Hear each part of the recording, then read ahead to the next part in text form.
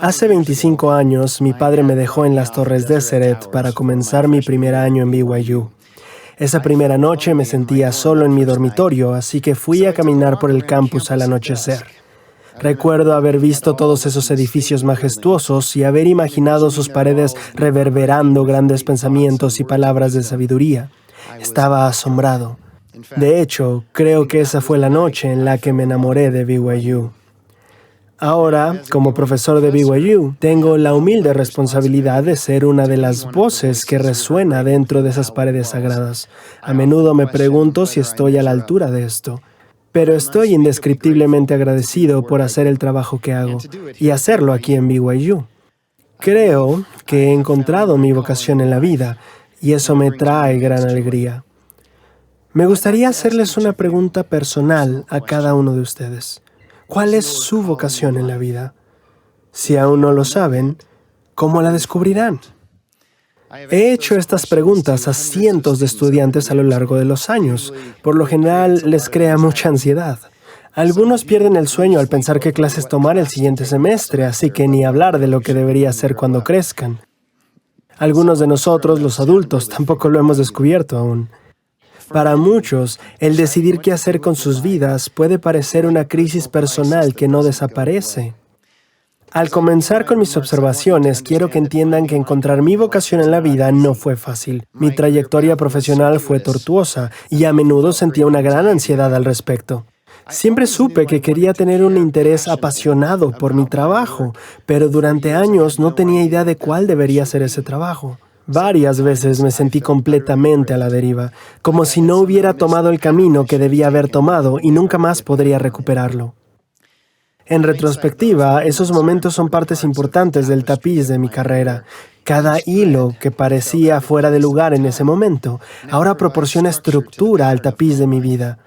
Ellos me ayudaron a distinguir y a definir mi vocación. Aprendí, citando Romanos 8:28, que todas las cosas realmente obran juntamente para el bien de aquellos que aman a Dios, para los que son llamados conforme a su propósito. Mi objetivo hoy es alentarlos a pensar en el futuro del trabajo de su vida sin ansiedad. Porque cuando reflexionamos sobre nuestra vocación en la vida a través del lente del Evangelio restaurado, no necesitamos sentirnos ansiosos. Primero necesitamos explorar lo que queremos decir con vocación en la vida para ver si la idea se ajusta al marco del Evangelio restaurado. En realidad, la idea de una vocación profesional no es antigua. Fue destacada por Martín Lutero, quien revolucionó la forma en la que el mundo considera el trabajo. Antes de Lutero, la gente veía el trabajo como un mal necesario en el mejor de los casos. Los antiguos griegos consideraban el trabajo como una distracción irritante de las actividades más sublimes de la mente. Una visión que les permitiría justificar la esclavitud, para que la clase dominante pudiera concentrarse en tener grandes pensamientos. Algunas de las tradiciones cristianas creían que el trabajo mantenía a los hombres fuera de la búsqueda más sagrada de contemplar la grandeza de Dios, y así justificaban una vida monástica desprovista de trabajo y a veces incluso de servicio. Lutero, sin embargo, vio una falacia en estas creencias. Su estudio de la Biblia lo convenció de que el trabajo es la manera en la que nosotros participamos en la providencia de Dios para sus hijos. Lee Hardy, un erudito de las enseñanzas de Lutero, señaló: mientras oramos cada mañana por nuestro pan de cada día, la gente ya está ocupada trabajando en las panaderías. Fin de la cita. Lutero también enseñó cómo encontrar esa vocación. Es bastante simple. Tu vocación es hacer lo que tu entorno en la vida te dicte. Si creciste en una tienda de zapatos, tu vocación era dedicarte a hacer zapatos. Y al hacerlo, participas en la obra de Dios, cubriendo los pies de sus hijos. Lutero creía que prácticamente cualquier tipo de trabajo podría ser una vocación, siempre que prestara servicio a la humanidad. Juan Calvino expandió las ideas de Lutero de manera que pueden parecernos un poco más aplicables a nosotros hoy en día. Para Calvino, no era nuestra posición en una estructura social lo que determinaba la vocación de Dios para nosotros. Más bien, argumentó que Dios nos otorga a cada uno de nosotros talentos y dones particulares, y que es nuestra vocación descubrir esos dones y buscar formas de usarlos al servicio de nuestros semejantes. Como él lo puso, debido a que Dios otorga cualquier habilidad o don a cualquiera de nosotros, Él nos liga a quienes nos necesitan y a quienes podemos ayudar. Entonces, las raíces de la idea de una vocación profesional son claramente religiosas. Irónicamente, el mundo aún abraza la noción de una vocación profesional, pero han abandonado casi por completo las raíces espirituales de esa idea.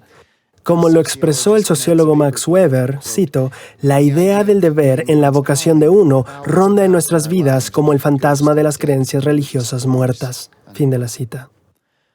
Debido a que la sociedad se ha alejado de las ligaduras espirituales de la vocación, ha desarrollado algunas doctrinas extrañas y distorsionadas sobre cómo encontrar esa vocación.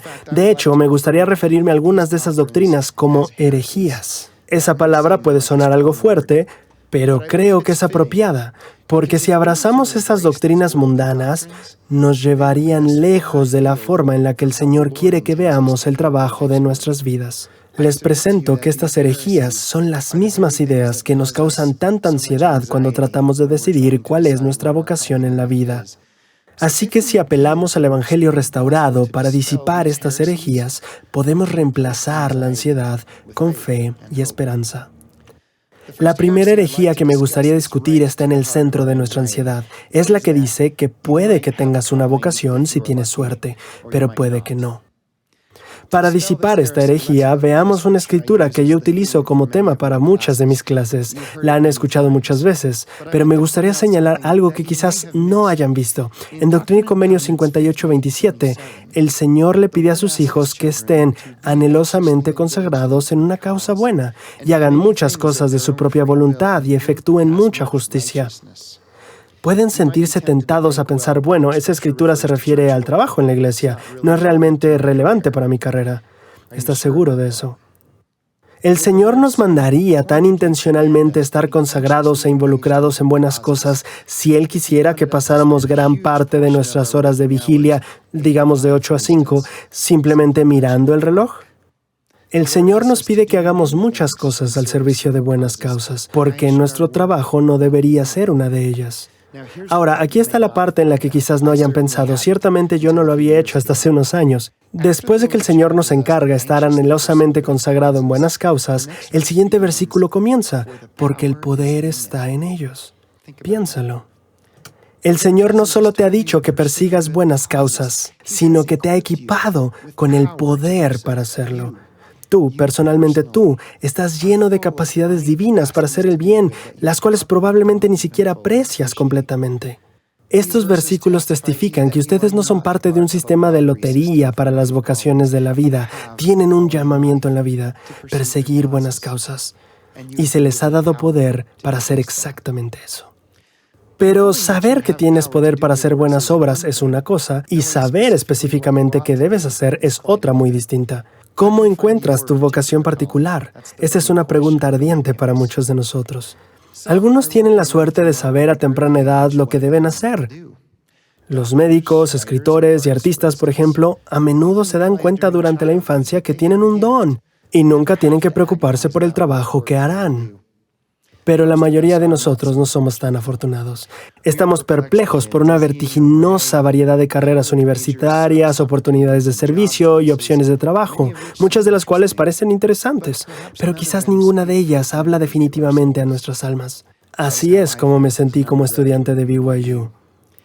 En varias ocasiones consideré seriamente convertirme en abogado, empresario, lingüista, funcionario de gobierno federal y maestro de seminario. Pero nunca un profesor, por cierto. Me gustaban todas esas ideas, pero me sentía abrumado por la inquietud cada vez que me acercaba a comprometerme con una de ellas.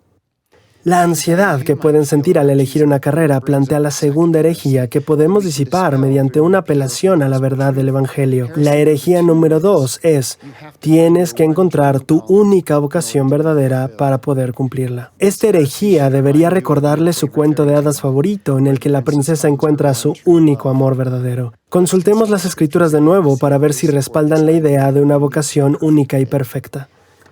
Doctrina y Convenios 46 enumera muchos dones espirituales que podrían haber recibido, dones de enseñanza, de sanación o de lenguas. Algunos de estos dones no parecen particularmente relevantes para elegir alguna profesión, pero veamos qué más nos dice el Señor sobre los dones espirituales. En los versículos 11 y 12 se lee, Porque no todos tienen todo don dado a los hombres, pues hay muchos dones, y a todo hombre le es dado un don por el Espíritu de Dios. A algunos les es dado uno y a otros otro, para que así todos se beneficien. Tengan en cuenta que hay muchos dones que se distribuyen de manera diferente entre nosotros y que se dan para que podamos bendecirnos unos a otros. Pero el Señor no dice que haya enumerado todos los dones posibles. De hecho, el elder Bruce R. McConkie dijo que, cito, los dones espirituales son infinitos en número e infinitos en variedad. Fin de la cita. ¿Podría esta lista infinita y sin fin incluir dones espirituales relevantes para nuestra vida profesional? Sabemos que todas las cosas son espirituales para el Señor, así que sí, por supuesto, nuestros dones espirituales tienen mucho que ver con nuestra vocación profesional. De hecho, encontrar nuestra vocación en la vida implica el mismo proceso que descubrir nuestros dones espirituales. El elder Robert D. Hales ha proporcionado algunas ideas sobre este proceso. Para encontrar los dones que se nos han dado, debemos orar y ayunar. Los insto a que descubran sus dones y busquen aquellos que traigan dirección al trabajo de su vida y que promuevan el trabajo del cielo. Al consultar sus dones espirituales, es posible que no sientan un impulso urgente de practicar medicina o educar a los niños, por ejemplo. Quizás, en cambio, les guste trabajar con personas. Eso es lo más común que he escuchado de los estudiantes que están perplejos sobre qué tipo de trabajo deberían hacer. Si creen que sus dones espirituales se encuentran en algún lugar en esa área ambigua, los desafío a profundizar mucho más en cuáles son sus dones específicos. ¿En qué manera les gusta trabajar con la gente? Nuestros dones más fuertes tienden a aparecer temprano en la vida, por lo que podría ayudar si piensan en su infancia y en cómo y a qué jugaban. ¿Eran el chico que siempre organizaba el juego de béisbol en el vecindario? Quizás tengan un don espiritual para organizar a otros en acciones colectivas. ¿Eran un narrador natural? Tal vez tengan un don espiritual para presentar ideas de una manera convincente y dramática. ¿Eran la persona que otros niños siempre buscaban por simpatía y aceptación? Tal vez tienen un don espiritual para escuchar y discernir las emociones de los demás. Otros tipos de dones que pueden observar en ustedes incluyen la capacidad de alabar a otros de manera efectiva, identificar y alentar los talentos de los demás, organizar la información de manera concisa y ver un problema desde múltiples ángulos. Es posible que este tipo de dones no les sugiera una carrera profesional en particular, y eso puede parecer una desventaja. Los reto a que intenten pensar de manera diferente. Los dones que acabo de enumerar tienen valor en el mercado. También son altamente portátiles. Pueden expresar esos dones en muchas profesiones u organizaciones. Consecuentemente, encontrar tu vocación en la vida puede que no sea cuestión de encontrar el trabajo adecuado. En cambio, puede ser que tu vocación sea llevar tus dones espirituales únicos a cualquier posición con la que el Señor te bendiga. Si ejercen fe en el Señor, siguen su espíritu y buscan amplificar sus dones, serán conducidos gradualmente a un lugar donde estén bien equipados para servir. Lo veo suceder una y otra vez. Tengo un colega, tremendamente respetado en su campo, que se convirtió en auditor, no por una planificación de largo plazo, sino por una serie de circunstancias menores que lo llevaron gradualmente y sin querer a su profesión. Él nunca pudo haber predicho la satisfacción que su carrera le daría. Usualmente no podemos predecir exactamente hacia dónde nos llevarán nuestros dones, pero en retrospectiva veremos la mano del Señor guiándonos de puerta en puerta y de oportunidad en oportunidad mientras ejercitamos y perfeccionamos nuestros dones espirituales. Este principio es particularmente importante en la economía actual. Los profesores somos muy conscientes de lo difícil que es para nuestros estudiantes encontrar trabajos hoy en día. No puedes controlar la economía. Como resultado, existe la tendencia de sentirse víctima o ceder ante la desesperación. Cuando se vean afectados negativamente por condiciones económicas inestables, concéntrense en sus dones, que son estables. Puede que tengan que aceptar un trabajo que está por debajo de su nivel de calificación. Si es así, realicen el trabajo con ímpetu y usen sus dones para poner su sello único a sus contribuciones. Si lo hacen, aumentarán sus posibilidades de encontrar un mejor empleo más adelante. Incluso podrían sufrir la falta de empleo por un tiempo. La investigación muestra que el desempleo puede tener un impacto devastador a largo plazo en la autoconfianza, la salud y la felicidad. Sostengo que tener el sentido de una vocación es parte de su inocuación contra las vicisitudes del mercado laboral.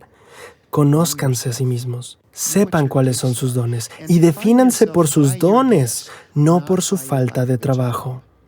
Al contrario de lo que el mundo podría decirles, no tienen que tener un trabajo para expresar su vocación en la vida. Si el mundo actual no está dispuesto a pagarles por lo que pueden hacer, entonces donen sus dones espirituales a causas dignas, tal vez a través del servicio público o el voluntariado, hasta que el valor de esos dones sea tan evidente que la gente esté dispuesta a pagarles justamente. Incluso en una economía en auge, es posible que tengan que crear sus propias oportunidades para cumplir su vocación en la vida. A pesar de lo que la mayoría de los cuentos de hadas implican, los príncipes y las princesas de la vida real no solo esperan a que sus sueños o los trabajos de sus sueños se hagan realidad. Hablar de trabajos soñados nos lleva a la tercera herejía. Cuando encuentres tu vocación, el trabajo será un deleite. Esta es una herejía particularmente dominante hoy en día. Los medios les imploran que desarrollen una carrera que sea emocionante e interesantemente satisfactoria. Ahora, ciertamente soy un defensor de disfrutar el trabajo. Pero es una distorsión la idea de pensar que el trabajo siempre debe ser divertido. Como ejemplo, permítame compartir con ustedes la historia de algunas personas que he estudiado recientemente, cuidadores de zoológico. Elegí estudiar a los cuidadores de zoológico porque les apasiona el trabajo que realizan, a pesar de que hagan poco dinero y tienen pocas oportunidades para avanzar en su carrera. Aprender sobre lo que vocación significa para los cuidadores de zoológico fue revelador. Como es de esperar, los cuidadores de zoológico encuentran su trabajo muy significativo, cuidan a sus animales como si fueran sus propios hijos y sienten una gran satisfacción cuando pueden enriquecer la vida de sus animales y mantener su salud. Creen profundamente en la conservación y se ven a sí mismos como educadores del público sobre la perseveración de las especies. En un panorama amplio, están casi escandalosamente satisfechos con su trabajo. ¿Pero todos sus días son divertidos? Difícilmente. Cuando los cuidadores del zoológico hablan de su trabajo como una vocación, hablan no solo de la satisfacción, sino también del sacrificio. Cuidar a los animales enfermos en medio de la noche, hacer un trabajo desagradable, renunciar a una vida cómoda, y la lista continúa. Aprendí algo tremendamente importante al estudiarlos. Para ellos, el dolor, las cargas y el sacrificio no constituyen una amenaza al sentido de vocación, sino que son parte de él. El trabajo era significativo debido a las pruebas y a las cargas. Esa es una lección importante. No podemos esperar sentir profunda satisfacción de nuestra vocación a menos que estemos dispuestos a asumir también sus cargas. Joseph Campbell, profesor de literatura que estudió y enseñó sobre los mitos de los héroes, introdujo la frase «persigue tu felicidad» por ahí de los 70s. La idea era que los héroes no persiguen dinero ni prestigio, examinan su corazón para encontrar su pasión y luego la persiguen. Ahora vemos la frase «persigue tu felicidad» en todas partes. Más tarde, Campbell desarrolló dudas sobre cómo las personas usaban su frase. Él corrigió: lo que debí de haber dicho es «persigue tus ampollas». Hermanos y hermanas, ustedes pueden hacer el trabajo más importante y emocionante del mundo. Sin embargo, algunos días serán triviales y nada divertidos, como los días en los que yo paso calificando exámenes. Serán llamados a sacrificarse. No esperen satisfacción profunda sin pagar el precio. Una herejía relacionada es que encontrar una vocación significa que el mundo se dará cuenta. Si esperan que el mundo aplauda en voz alta su vocación en la vida, puede que se sientan decepcionados. Este punto me recuerda a uno de los cuidadores de zoológico que entrevisté.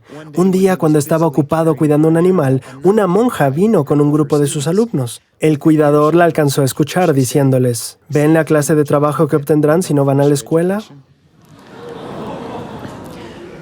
Irónicamente, él sí tenía su título universitario.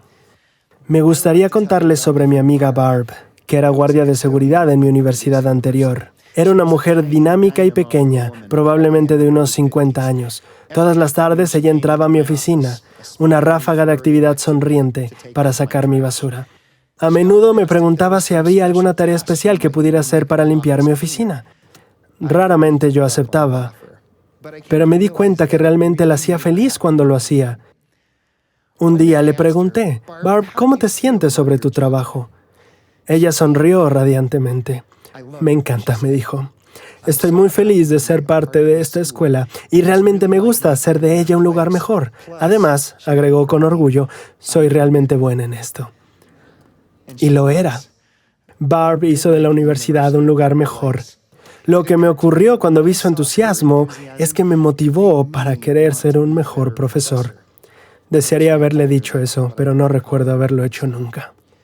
Les reto a que busquen ejemplos de nobleza entre quienes hacen las llamadas tareas domésticas alrededor de ustedes. Encontrarán muchos ejemplos inspiradores de personas que usan sus dones espirituales para servir de manera silenciosa, pero notable. Ejercemos una gran violencia a las almas de aquellos que ofrecen sus vocaciones de maneras menos glamorosas cuando los consideramos invisibles o los tratamos como miembros menores del reparto del gran drama de nuestras vidas profesionales. El Salvador vio nobleza en estos, los más pequeños. Y conocer a las Barbs de sus propias vidas los inspirará a ser mejores en lo que sea que estén llamados a ser. Si ustedes ven que su vocación los lleva a un trabajo que no es glamoroso, presten atención a lo que dijo Juan Calvino. Ninguna tarea será tan sórdida y básica que no brille ni se considere muy preciosa a los ojos de Dios. El Libro de Mormón también promueve un espíritu igualitario sobre el trabajo. Entre los nefitas, los sacerdotes probablemente tenían más estatus que todos, salvo el rey. Y sin embargo, Alma 1:26 dice que incluso los sacerdotes debían trabajar por su propio sustento, ya que el sacerdote no estimaba a sí mismo por encima de sus oyentes, porque el predicador no era mejor que el oyente, y así todos eran iguales, e hicieron todos el trabajo, cada hombre según su fuerza. Es una herejía que el trabajo tenga sentido solo cuando nos dé estatus o estima. Cuando trabajamos para impresionar o eclipsar a otros, violamos la visión del Señor sobre el trabajo. Ahora, me gustaría hablar sobre la última y más insidiosa herejía sobre el trabajo. Es insidioso porque es casi cierto. La herejía es: el sentido de la vida se encuentra en el trabajo. Esta idea se ha convertido en una doctrina fundamental del mundo. Muchas personas se identifican principalmente por sus profesiones. Una vez más, enfatizo que estoy a favor de trabajar apasionadamente. Sin embargo, existe el peligro de que un trabajo significativo nos distraiga de los asuntos más importantes de la vida eterna. Como una persona sabia lo dijo, en el esquema eterno de las cosas, nuestros trabajos algún día nos parecerán juguetes. El trabajo es simplemente una etapa en la cual podemos demostrar nuestro servicio a Dios y a nuestros semejantes. La quinta herejía es casi cierta porque un trabajo que vale la pena puede darnos sentido. Pero la idea de que el significado proviene principalmente de nuestro trabajo pierde totalmente el sentido porque se centra en el yo. Imagínense si un gran artista que crea obras maestras impresionantes e inspiradoras, luego las atesora en su ático, donde solo él puede disfrutarlas. Ciertamente él puede disfrutar de sus creaciones, pero es a través de enriquecer a otros que el artista hace su contribución al mundo. Como sugiere la quinta herejía, sí podemos encontrar un significado personal en nuestro trabajo, pero el punto real es que el Señor espera que nosotros prestemos un servicio significativo a través del trabajo. El verdadero significado, como siempre, proviene de servir. Permítanme compartir una experiencia simple de mi misión. Cuando me estaba acercando a mi fecha de relevo, anticipé una sensación de pérdida por ya no poder dedicar todo mi tiempo al servicio de Dios. En una conferencia de zona, mi presidente de misión dio tiempo a preguntas y respuestas sobre cualquier tema. Levanté la mano y pregunté: después de que nuestras misiones hayan terminado y ya no seamos siervos de Dios de tiempo completo, ¿cómo podemos mantener un sentido de propósito? Antes de que el presidente de misión pudiera responder, su esposa se puso de pie de un salto y literalmente lo apartó con el codo y dijo: yo responderé esta. Nunca olvidaré su respuesta. Tan vívidamente como lo puedo recordar, ella dijo: cuando lavo la ropa, estoy edificando el reino de Dios. Cuando limpio los pisos, estoy sirviendo al Señor. Cuando ordeno el desorden, soy un instrumento en sus manos.